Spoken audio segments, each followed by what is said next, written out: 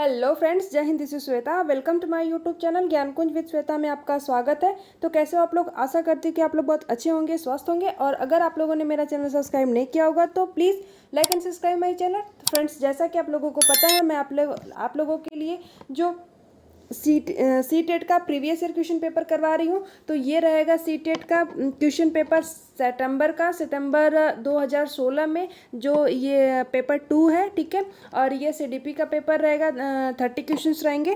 तो चलिए स्टार्ट करते हैं आज का वीडियो। तो क्वेश्चन नंबर फर्स्ट है फ्रेंड कि दो विद्यार्थी एक ही अवतरण को पढ़ते हैं, फिर भी इनके बिल्कुल भिन्न अर्थ निकालते हैं। उनके बारे में निम्नलिखित में से क्या सत्य है? ठीक है, एक ही कुछ भी पैराग्राफ को वो पढ़ रहे हैं, दो विद्यार्थी हैं और उनके दोनों अलग अलग मतलब भिन्न अर्थ निकाल रहे हैं एक ही पैराग्राफ का। तो आप बताइए कि उनके बारे में निम्नलिखित में से क्या सत्य है। ठीक है, पहले हम लोग ऑप्शन पढ़ लेते हैं। ऑप्शन फर्स्ट है कि संभव नहीं है और विद्यार्थियों को उसे दोबारा पढ़ना चाहिए। ऑप्शन सेकेंड है कि संभव है क्योंकि वे शिक्षक के अवतरण को समझाया नहीं है। ठीक है, जैसे उनका कहने का मतलब है कि संभव है क्योंकि शिक्षक ने जो है अवतरण को पूरे अच्छे से नहीं समझाया। ठीक है, लेकिन फिर भी हम लोग पढ़ते हैं ऑप्शन में क्या, थर्ड में क्या है कि संभव है क्योंकि व्यक्ति के अधिगम को विविध कारण विभिन्न विधियों से प्रभावित करते हैं।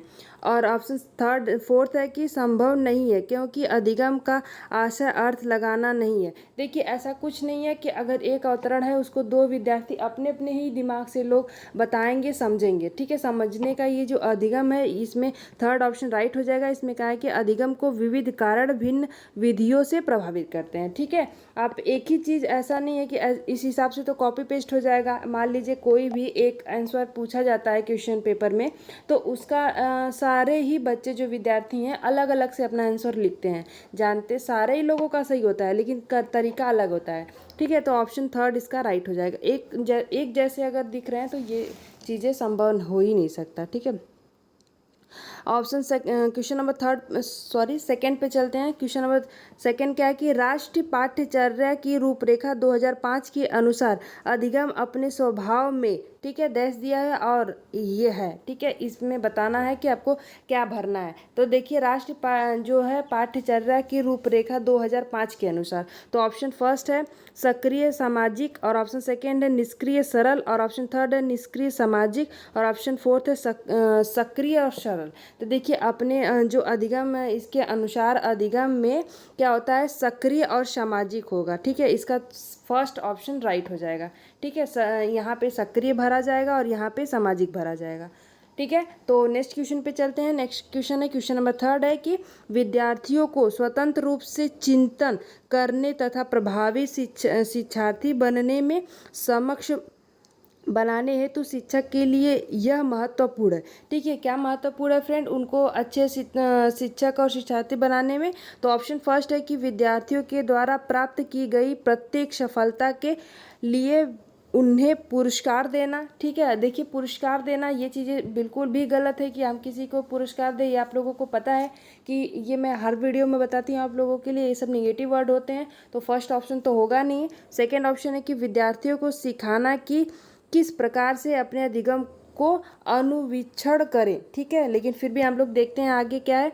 ऑप्शन थर्ड है कि छोटी छोटी इकाइयों या खंडों में जानकारी प्रदान करें, और ऑप्शन फोर्थ है कि एक संगठित तरीके से जानकारी को प्रस्तुत करना ताकि पुनः स्मरण करने में सरल हो। ठीक है, देखिए, इसका जो राइट ऑप्शन है, ऑप्शन सेकंड इसका राइट हो जाएगा।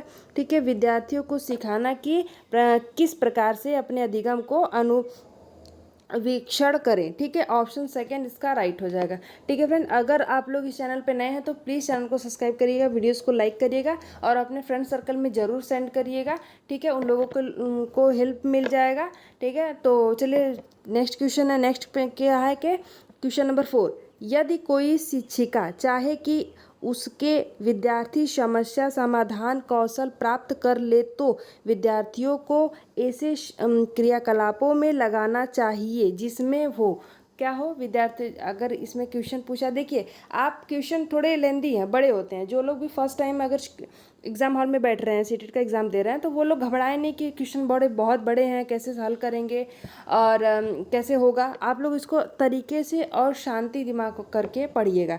देखिए क्वेश्चन में दिया गया है कि यदि कोई शिक्षिका चाहे कि उसकी विद्यार्थी समस्या समाधान कौशल प्राप्त कर ले, ठीक है, कोई भी शिक्षक तो यही चाहेगा ना, तो कि समस्या समाधान कौशल प्राप्त कर ले, तो विद्यार्थी को ऐसे क्रियाकलापों में लगाना चाहिए जिसमें हो, क्या हो। ऑप्शन फर्स्ट है कि बहुविकल्पी प्रश्नों वाले अस्त्रीकृत कार्य पृथक, ठीक है। और ऑप्शन सेकंड है, सेकंड में क्या है कि प्रत्यास्मरण रटना या समझना। देखिए रटना समझना बिल्कुल गलत है। और ऑप्शन थर्ड है कि ड्रिल और अभ्यास। और ऑप्शन फोर्थ है कि पूछना, तर्क करना और निर्णय लेना। तो यही राइट हो जाएगा, ठीक है। विद्यार्थी को अगर समस्या का समाधान करना है तो उनको पूछना, तर्क करना और निर्णय लेना, ये सब चीज़ों में क्रियाकलाप उनका होना चाहिए, ठीक है। ऑप्शन फोर्थ इसका राइट हो जाएगा। तो नेक्स्ट क्वेश्चन पे चलते हैं, क्वेश्चन नंबर 5 पे। क्वेश्चन नंबर 5, ठीक है। क्वेश्चन नंबर 5 क्या है कि कक्षा तक पहुंचने वाली बच्चों की भोली अवधारणाओं को जानना, ठीक है। जानना क्या है। ऑप्शन फर्स्ट है कि शिक्षक के हौसले को पस्त कर देता है कि क्योंकि इससे उसका कार्यभार बढ़ता है, ठीक है। और ऑप्शन सेकंड है कि शिक्षक को किसी उद्देश्य की पूर्ति नहीं करता है। और ऑप्शन थर्ड है कि शिक्षक के लिए अपने शिक्षण को अधिक सार्थक बनाने की योजना बनाने में सहायक होता है।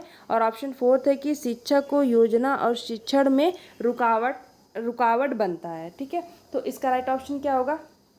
इसका राइट ऑप्शन क्या हो जाएगा, कक्षा तक पहुंचने वाली जो बच्चों की भोली अवधारणाओं को जानना है। तो देखिए जो शिक्षक है, शिक्षक के लिए अपने शिक्षण को, ठीक है, अपने शिक्षण को अधिक सार्थक बनाने की योजना बनाने में सहायक होता है। तो ऑप्शन इसका थर्ड ऑप्शन राइट हो जाएगा, ठीक है फ्रेंड।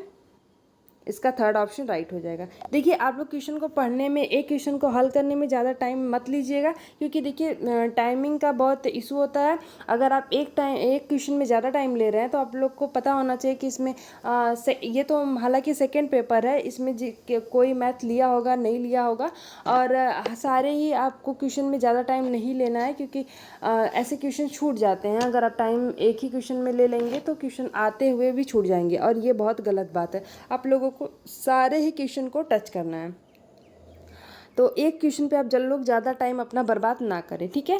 तो नेक्स्ट क्वेश्चन पे चलते हैं। नेक्स्ट क्वेश्चन है, क्वेश्चन नंबर 6 है कि निम्नलिखित में से कौन से तत्व अधिगम को प्रभावित करते हैं, ठीक है। निम्नलिखित में से कौन से तत्व अधिगम को प्रभावित करते हैं। तो ऑप्शन ए है कि शिक्षार्थी का उत्प्रेरण।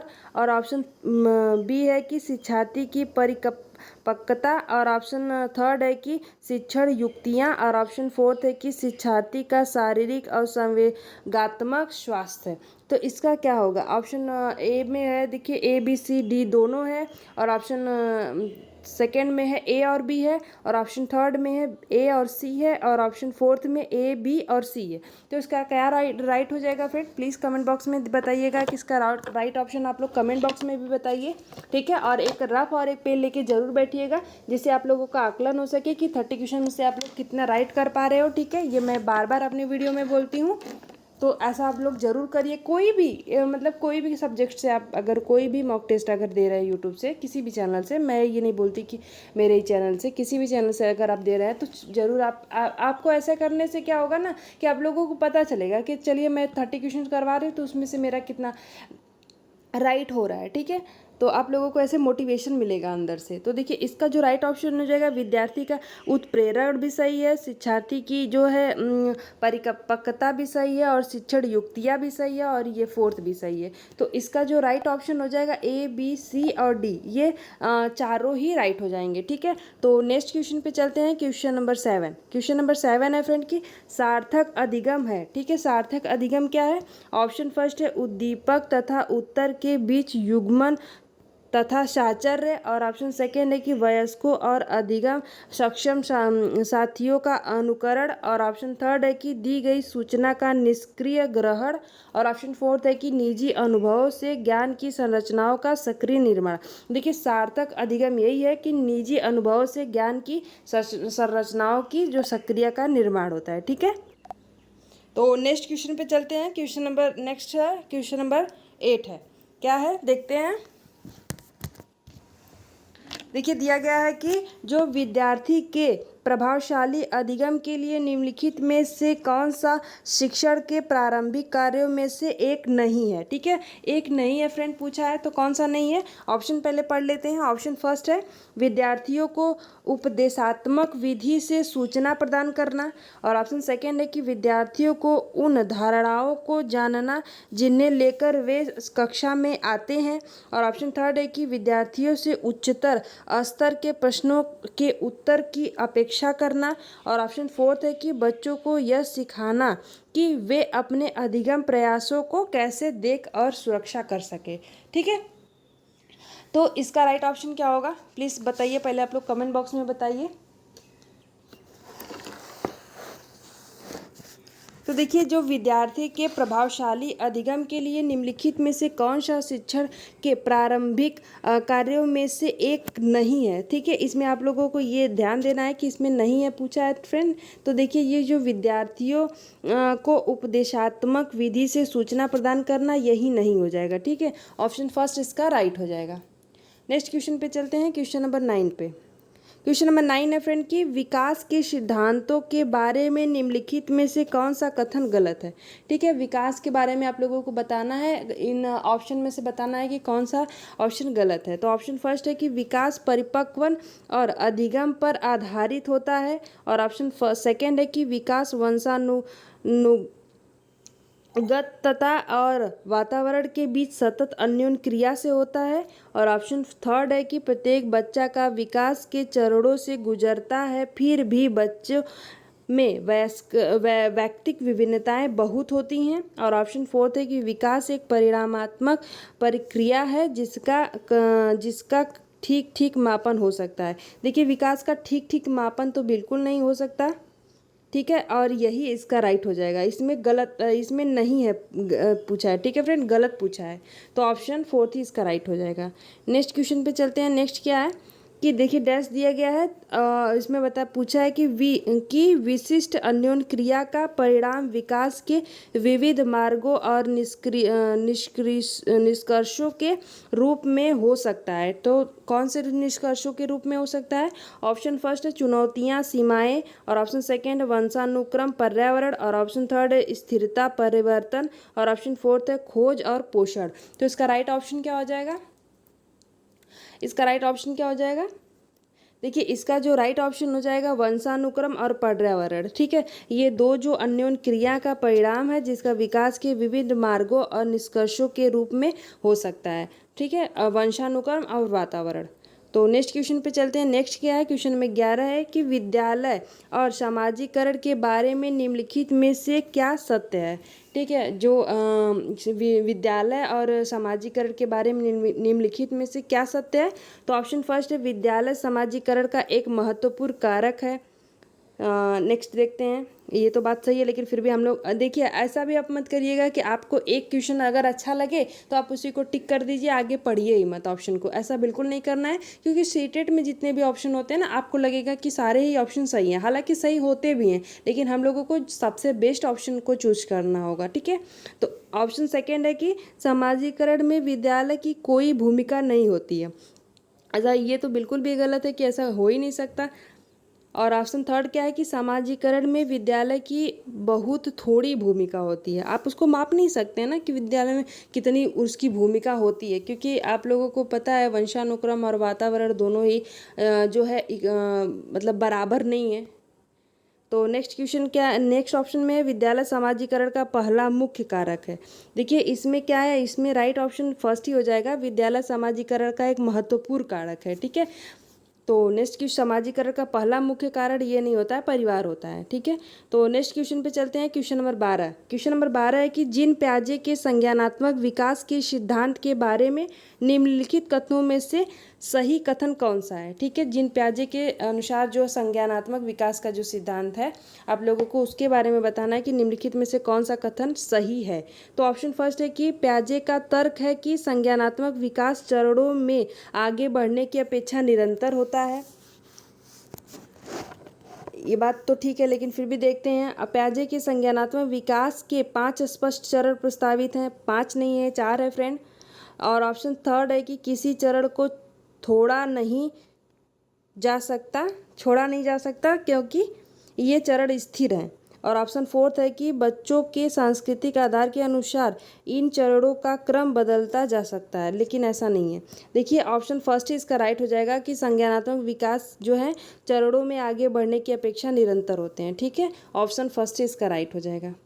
तो नेक्स्ट क्वेश्चन पे चलते हैं। Question number 13। क्वेश्चन नंबर 13 है फ्रेंड कि जिन प्याजे के द्वारा प्रस्तुत संरक्षण के प्रत्यय से तात्पर्य है कि क्या तात्पर्य है। ऑप्शन फर्स्ट है वन्य जीव और वनों का संरक्षण बहुत महत्वपूर्ण है। और ऑप्शन सेकेंड है कि कुछ भौतिक गुण धर्म वही रहते हैं चाहे बाहरी आकृतियां बदल जाएं। और ऑप्शन थर्ड है कि परिकल्पना पर विधिवत परीक्षण से सही निष्कर्ष पर पहुंचा जा सकता है। और ऑप्शन फोर्थ है कि दूसरों के परिदृश्य को ध्यान में रखना एक महत्वपूर्ण संज्ञानात्मक क्षमता है। और ऑप्शन इसका राइट ऑप्शन क्या हो जाएगा, जिन प्याजे के द्वारा प्रस्तुत संरक्षण से तात्पर्य क्या है फ्रेंड। तो देखिए इनसे यही तात्पर्य है कि जो कुछ जो भौतिक गुणधर्म वही रहते हैं जिन्हें बाहरी आकृतियां बदल जाए। ठीक है, ये ऑप्शन सेकेंड इसका राइट हो जाएगा। नेक्स्ट क्वेश्चन पे चलते हैं। नेक्स्ट क्या है देखते हैं। नेक्स्ट क्वेश्चन है कि हार्वर्ड गार्डनर के बहुबुद्धि सिद्धांत के अनुसार निम्नलिखित का मिलान कीजिए। ठीक है, बहुबुद्धि सिद्धांत के अनुसार निम्नलिखित में से मिलान करना है आप लोगों को, कौन सा किस्म का है। ठीक है, तो किसमें का है फ्रेंड। तो देखिए जो संगीतात्मक है वो किसमें है। देखिए ये संगीत वाला जो है वो तो वायलिन जो होगा उसमें आ जाएगा। ठीक है, तो ए का फोर्थ हो जाएगा ये। तो ए का फोर्थ इसमें कौन सा है, ये। अच्छा ये भी है, ये भी है, लेकिन फिर भी देखते हैं भाषिक किसमें का है। भाषिक जो है ये कभी हो जाएंगे। ठीक है, तो बी का थर्ड सेकंड, बी का सेकंड दोनों में है। और सी का दे अंतर्वैयक्तिक में क्या हो जाएगा, सी का अंतर्वैयक्तिक हो जाएगा, सी का फर्स्ट हो जाएगा। तो सी का फर्स्ट, ये ऑप्शन राइट हो जाएगा आपका। और जो ये डी है, ये डी का पांचवा हो जाएगा, स्थानिक। ठीक है, तो नेक्स्ट क्वेश्चन पे चलते हैं। नेक्स्ट क्वेश्चन क्या है कि लेव वैगोस्की के अनुसार। ठीक है, लेव वैगोस्की के अनुसार क्या है फ्रेंड कि फर्स्ट ऑप्शन है कि वयस्कों और साथियों से अन्योन क्रिया करने का भाषा के विकास में कोई प्रभाव नहीं पड़ता। और ऑप्शन सेकेंड है कि भाषिक विकास मानव चिंतन के स्वभाव को बदल देता है। और ऑप्शन थर्ड है कि भाषिक विकास में संस्कृति की भूमिका बहुत कम होती है। और ऑप्शन फोर्थ है कि बच्चे भाषा अर्जन की एक युक्ति से कोई भाषा सीखते हैं। ठीक है, तो इसका राइट ऑप्शन क्या हो जाएगा, इसका राइट ऑप्शन क्या हो जाएगा फ्रेंड कि देखिए लेव वैगोस्की की जो अनुसार है वो भाषिक विकास मानव चिंतन के स्वभाव को बदल देता है। ठीक है, यही ऑप्शन राइट हो जाएगा लेव वैगोस्की के अनुसार।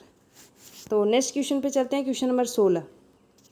क्वेश्चन नंबर 16 है फ्रेंड कि लॉरेंस कोहलबर्ग के नैतिक के सिद्धांत की अनेक बातों के लिए आलोचना की जाती है कि इस आलोचना के संदर्भ में निम्नलिखित में से कौन सा कथन सही है।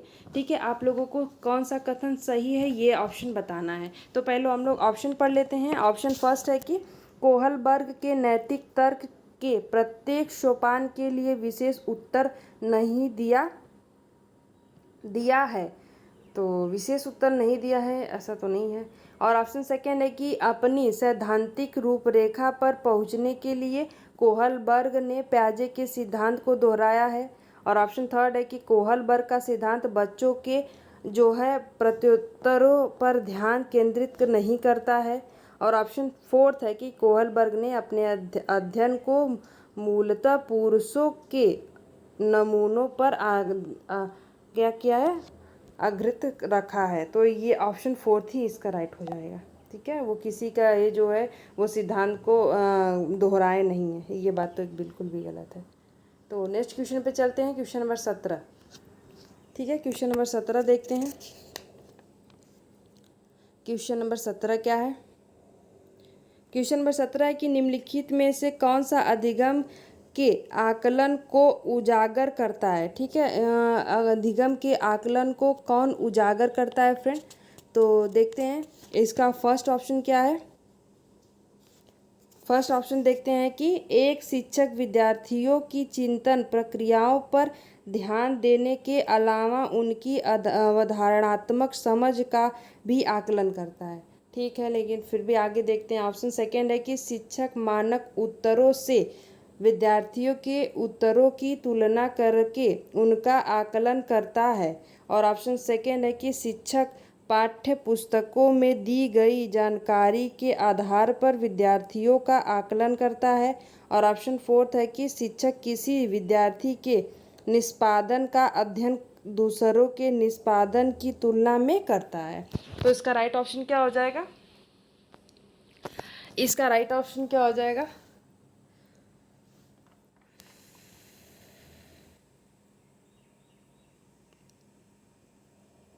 तो देखिए इसका जो राइट ऑप्शन है, ये फर्स्ट ही ऑप्शन इसका राइट हो जाएगा कि जो शिक्षक है विद्यार्थियों की चिंतन की प्रक्रिया पर ध्यान देने के अलावा उनकी अवधारणात्मक समझ का भी आकलन करता है। ठीक है, तो ऑप्शन फर्स्ट ही इसका राइट हो जाएगा। हर शिक्षक को ये बात जरूर करनी चाहिए। ठीक है, हर शिक्षक को यही चाहिए कि उनका जो फर्स्ट ऑफ ऑल जो प्रायोरिटी होनी चाहिए वो बच्चों पर केंद्रित होना चाहिए कि बच्चे सीखते कैसे हैं। मेन मोटो उनका यही होना चाहिए कि बच्चे सीखते कैसे हैं बस। तो नेक्स्ट क्वेश्चन पे चलते हैं। नेक्स्ट क्या है कि बाल केंद्रित शिक्षा शास्त्र का अर्थ है। ठीक है, क्या अर्थ है? ऑप्शन फर्स्ट है शिक्षक द्वारा बच्चों को आदेश देना कि क्या किया जाना चाहिए। ठीक है, और ऑप्शन सेकेंड है कि बच्चों के अनुभवों और उनकी आवाज़ को प्रमुखता देना। और ऑप्शन थर्ड है कि निर्धारित सूचना का अनुसरण करने में बच्चों को सक्षम बनाना। और ऑप्शन फोर्थ है कि कक्षा में सारी बातें सीखने के लिए शिक्षण का आगे आगे होना। ठीक है, कक्षा में ऐसा होना चाहिए कि बच्चों को आगे आगे होना चाहिए शिक्षक को। तो ऐसा बिल्कुल भी बात नहीं है। देखिए जो है बच्चों को अनुभव है और उनकी जो है उनकी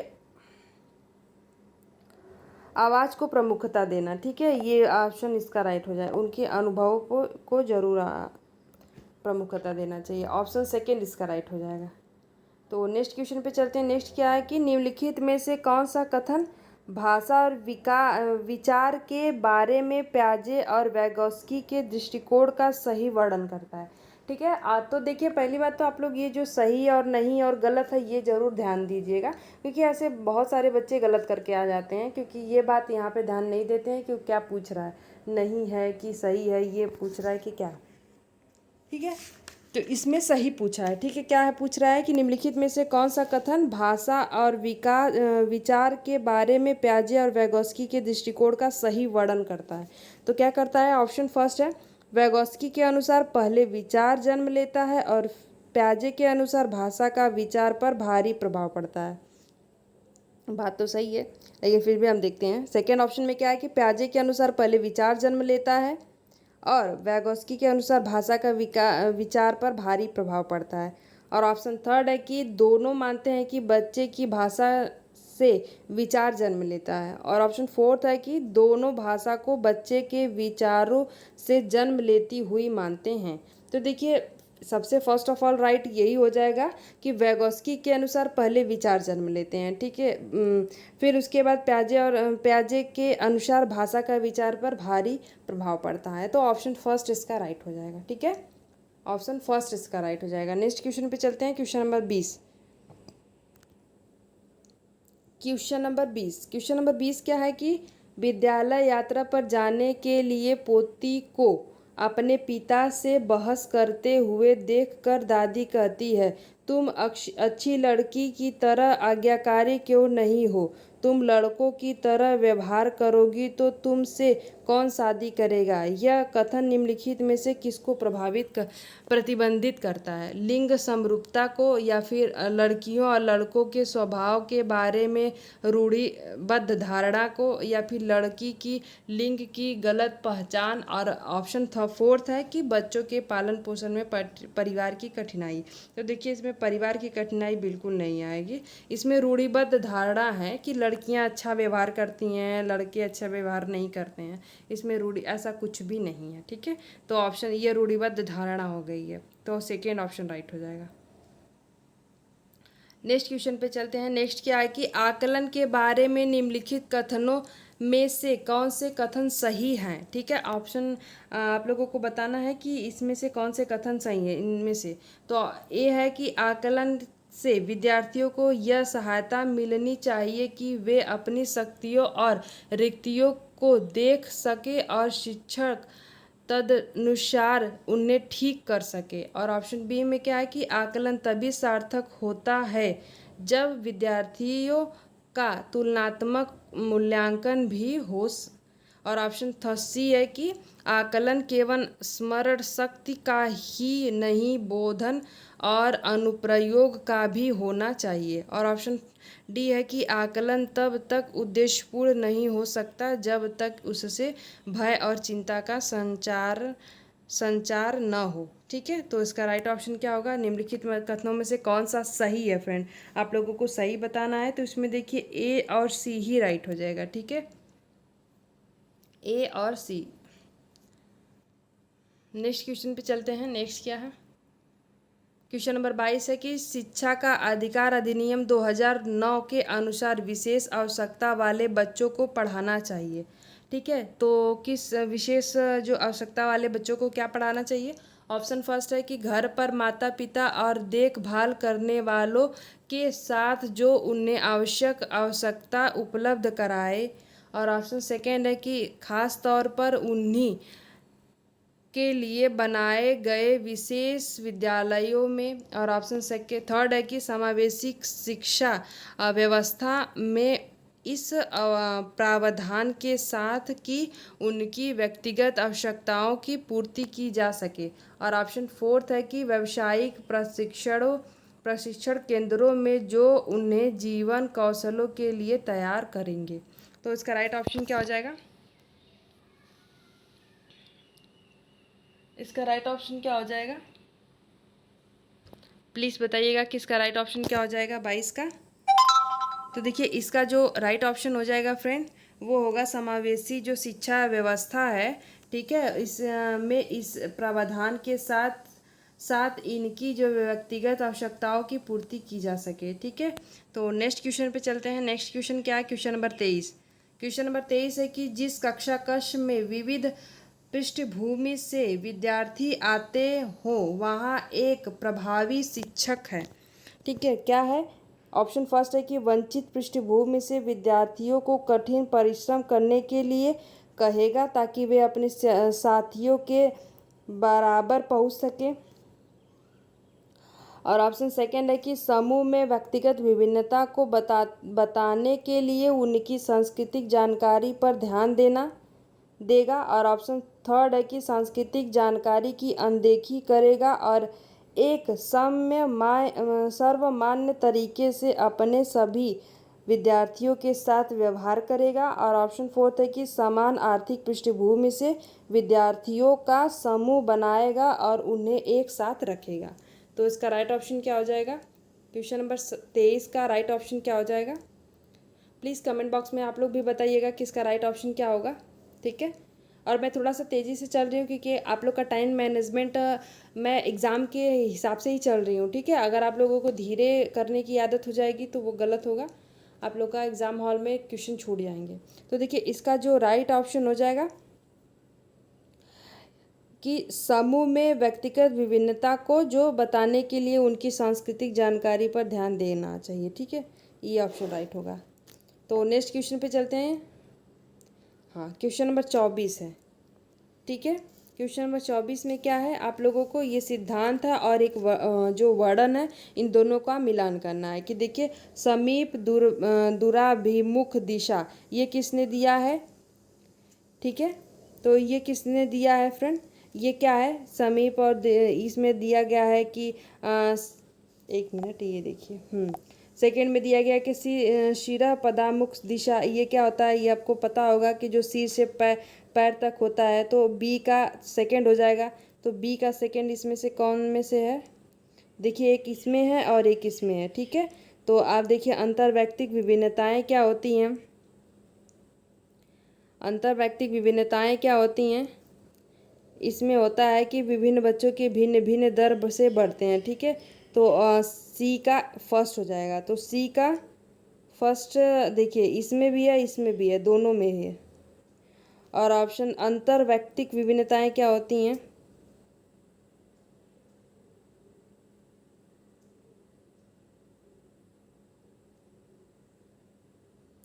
अंतर्वैयक्तिक विभिन्नताएं होती कि किसी अकेले बच्चे के विकास की दर विकास के एक क्षेत्र की अपेक्षा दूसरी में भी भिन्न हो सके, ठीक है। तो इसका ये हो जाएगा। अब आप लोगों को बताना है, फर्स्ट बचा है, ठीक है, ए बचा। ए में क्या होगा, ए में देखिए कि क्या समीप क्या पूछा है, समीप दूराभिमुख सिद्धांत दिशा, तो ये होता है सरल से जटिल की ओर या फिर शरीर के केंद्र से बाहर की ओर। तो इसका क्या हो जाएगा राइट ऑप्शन,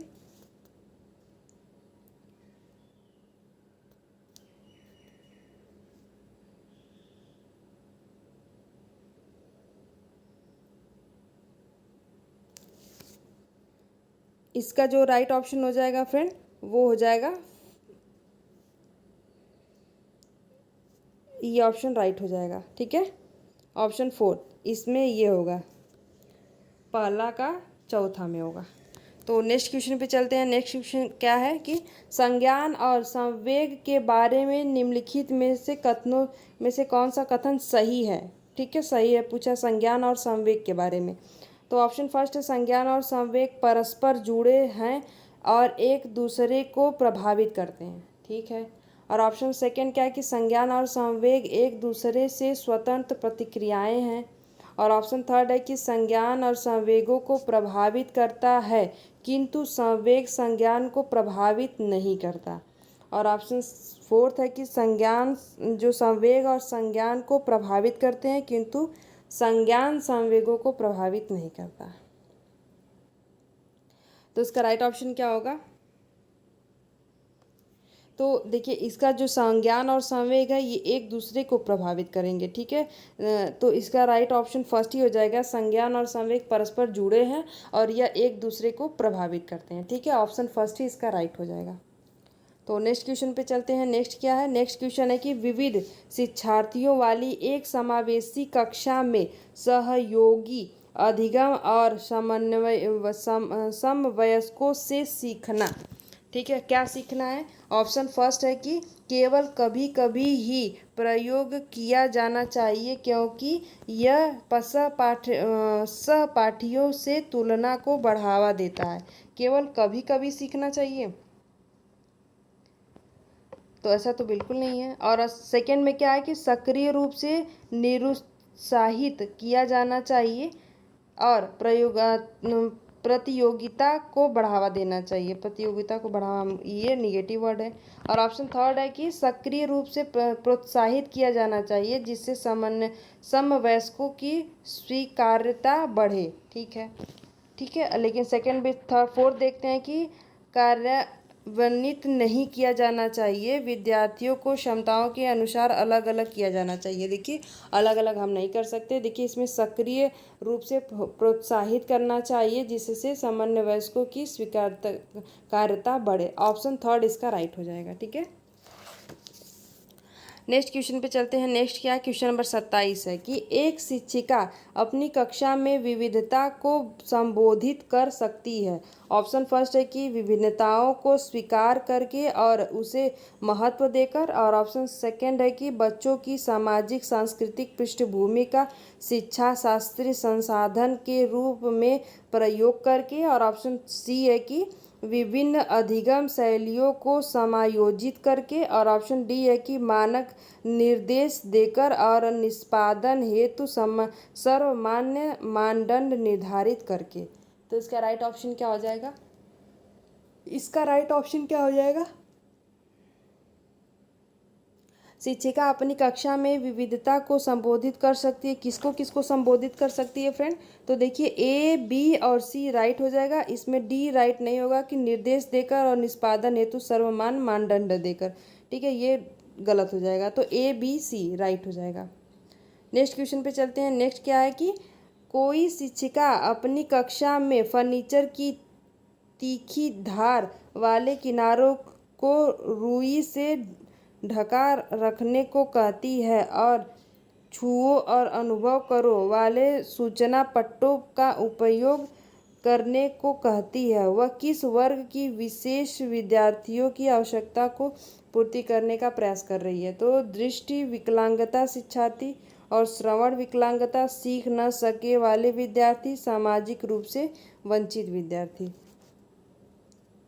तो इसमें देखिए अगर वो किसी को छू कर के महसूस करने वाली जो बात है तो उसमें आप देख नहीं सकते, तो उसमें दृष्टि जो विकलांगता है उसके बारे में आप बात कर रही है शिक्षिका। ठीक है, तो नेक्स्ट क्वेश्चन पे चलते हैं। नेक्स्ट क्या है कि प्रतिभाशाली बच्चों के लिए सबसे अच्छे शैक्षणिक कार्यक्रम वे होते हैं जो क्या है?